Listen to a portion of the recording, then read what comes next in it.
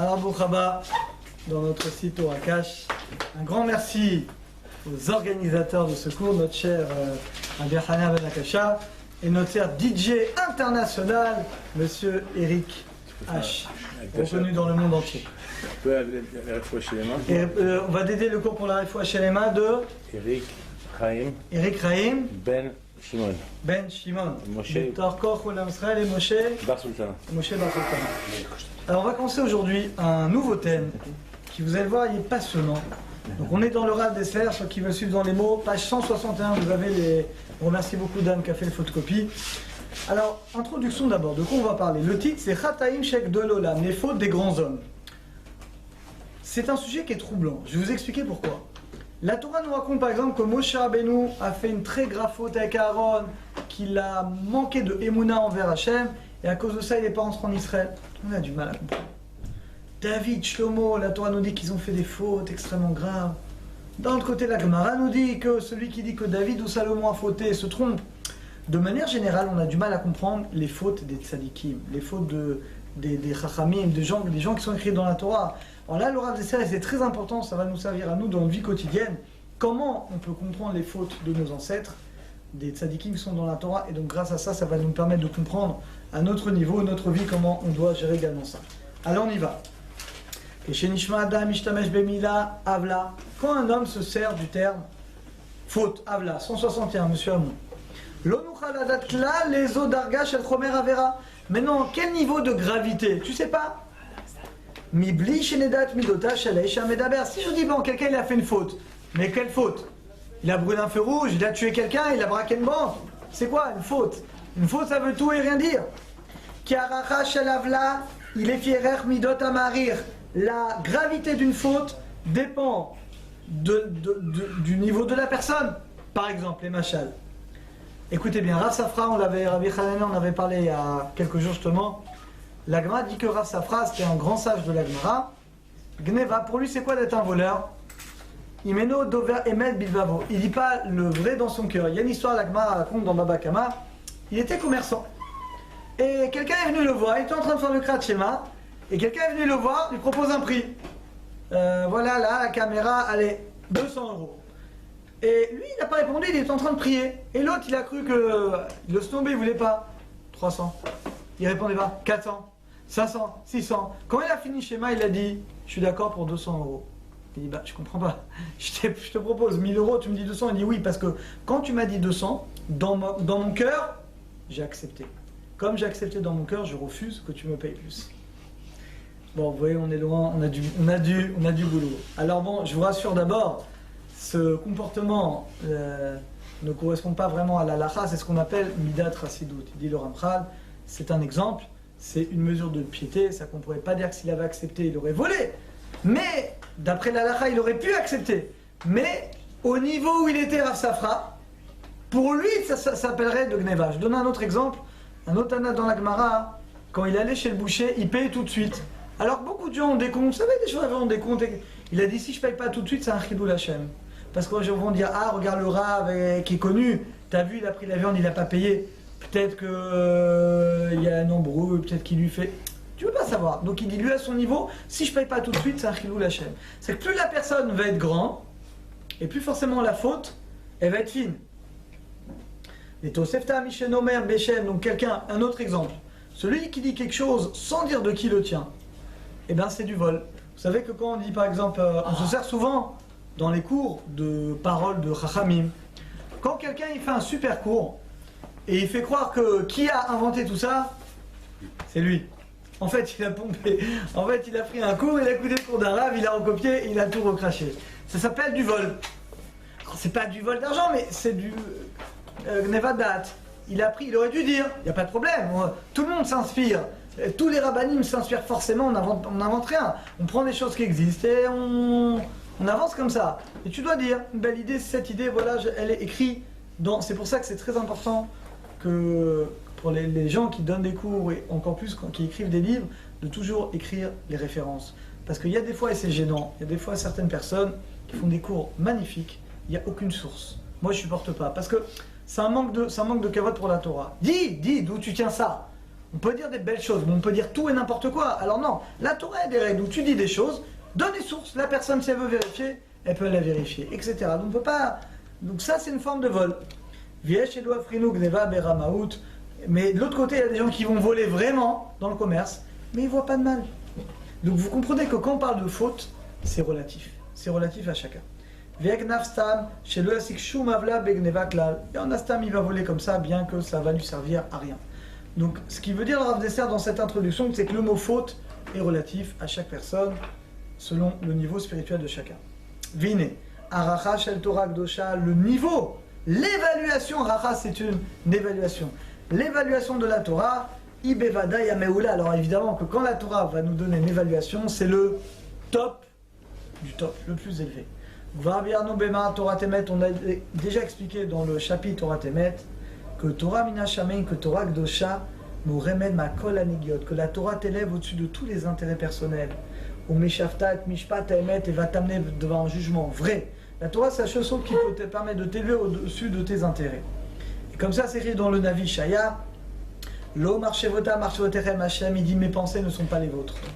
Velo darkechem darki, votre chemin n'est pas le mien. Promesse d'Hachem.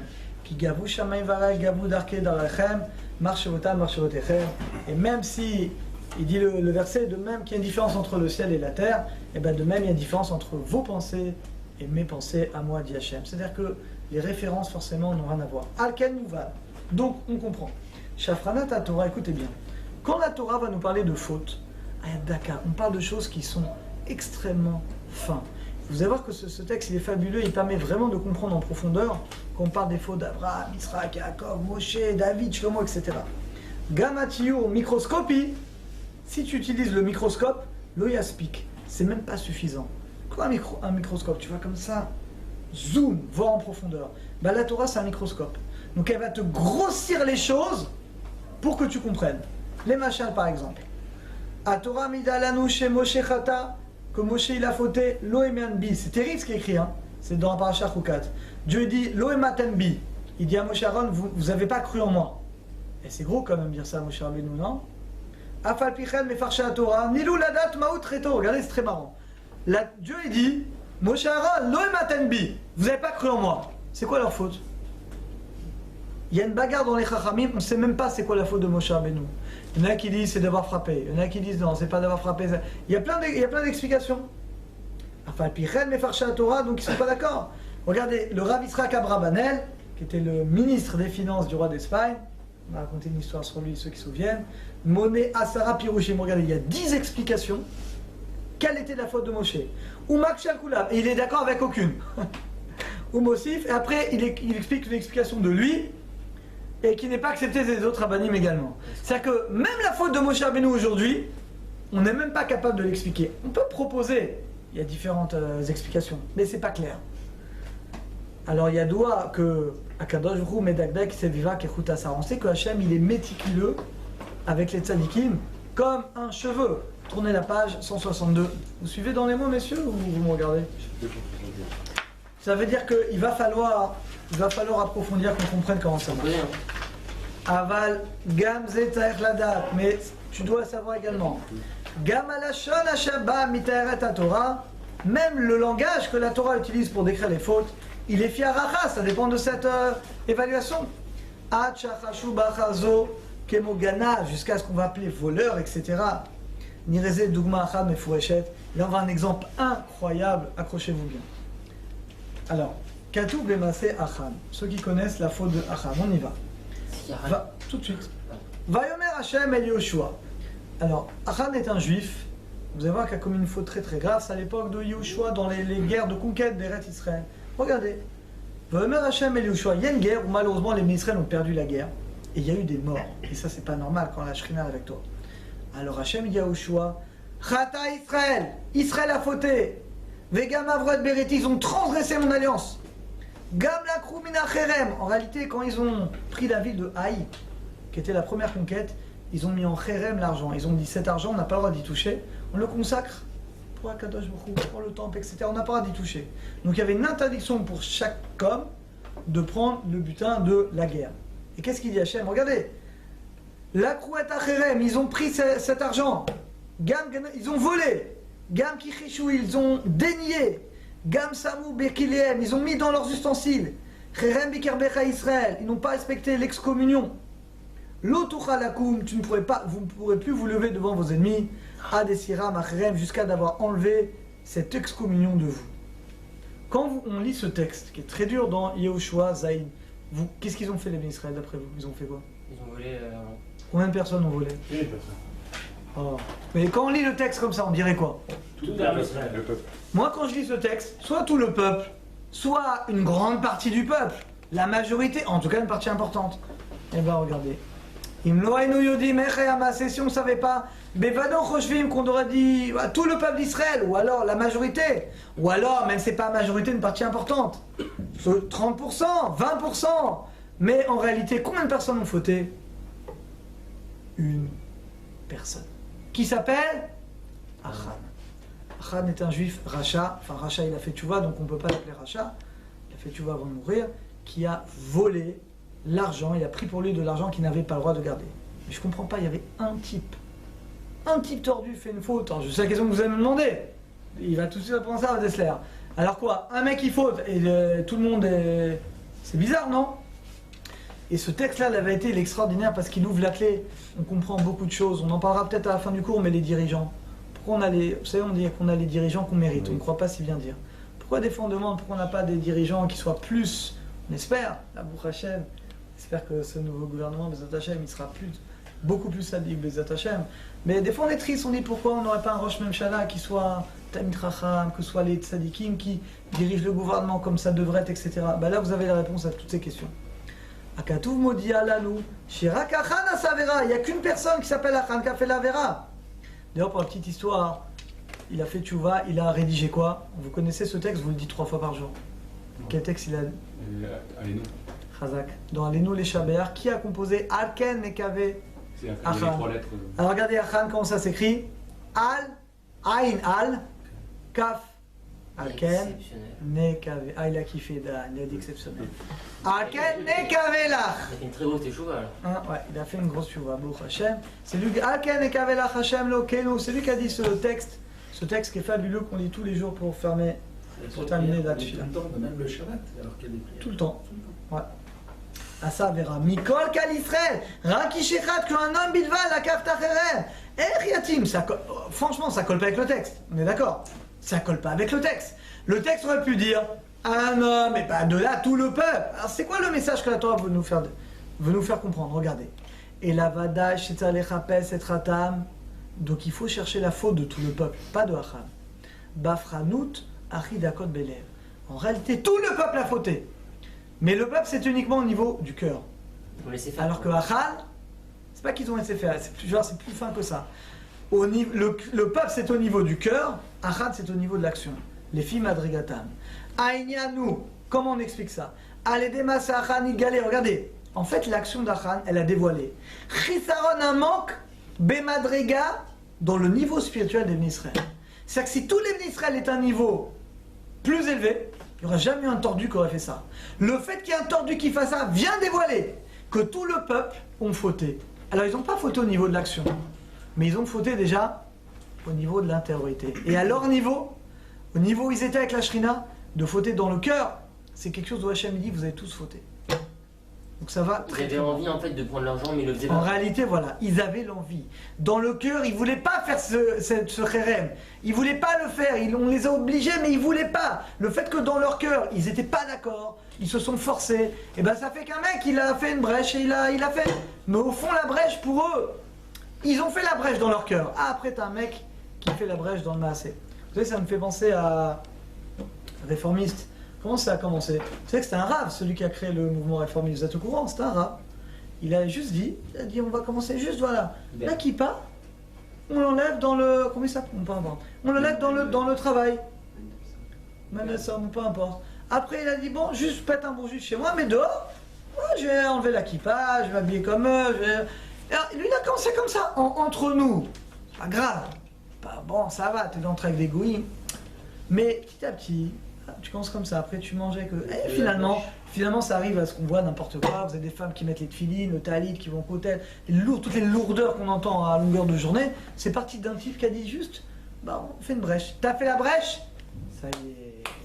Toi, t'as fait une petite brèche. Et ben les gens, ils en font après une grande.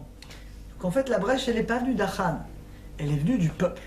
Et à cause du peuple, il y a un tordu qui était un peu plus tordu que les autres, et bien lui qui a concrétisé cette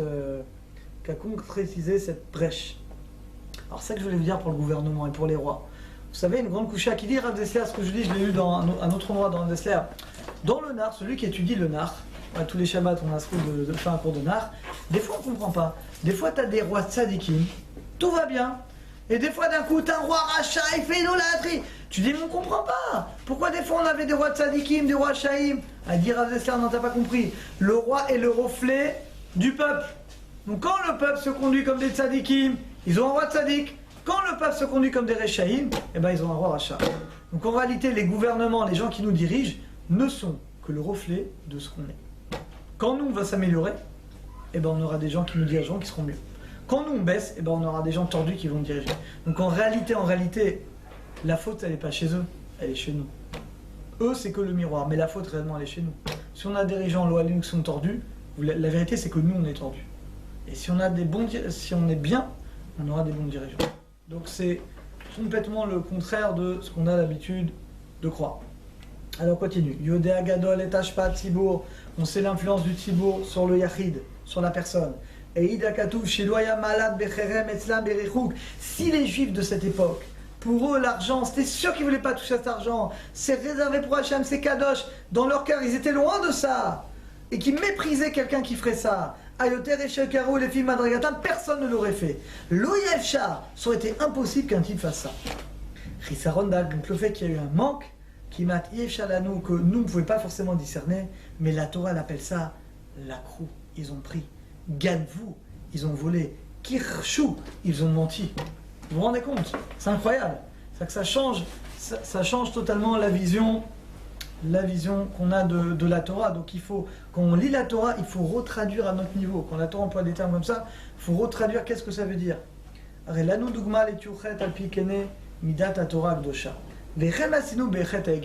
exemple. Que vous connaissez tous. La Torah dit Shichet Amecha, ton peuple s'est corrompu, je veux les détruire. Les Maseroim. Est-ce que vous savez combien de personnes ont fauté dans Chet Hagel? 3000. Chazak Sadikdad, 3000. Combien ils étaient? 600. Ça fait combien de pourcentage? Ça fait Pas beaucoup. 5%. Quoi? Non, 0, non, 5%. Quoi? Je vais te renvoyer au bac. 0,5. À 1,5%. 1,5%. Et la Torah a dit. Enfin. On va renvoyer les gens à la fac. Hein. Ça veut dire les massés, on voit qu'il n'y a que 3000 personnes qui ont été tuées. Khatsi Asiri, Vasiri, Bemachane.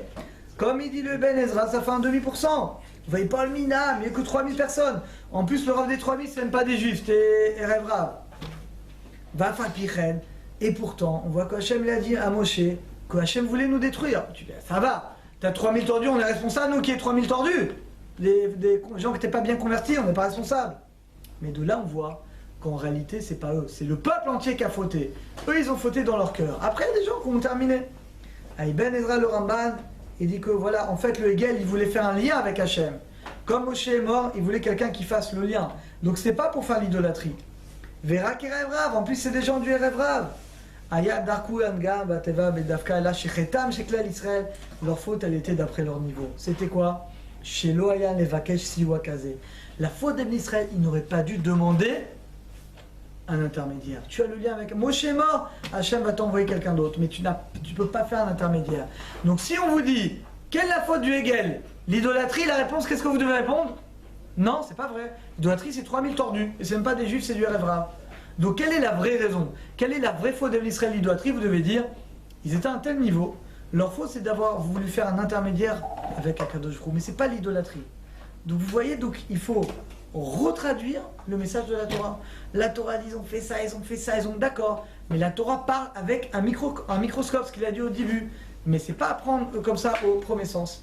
Alors on a fini avec ces deux exemples, Yehoshua et le Chet Hegel. On va continuer, Bezat Hashem, à analyser les fautes de nos pères. On se retrouve dans le prochain cours.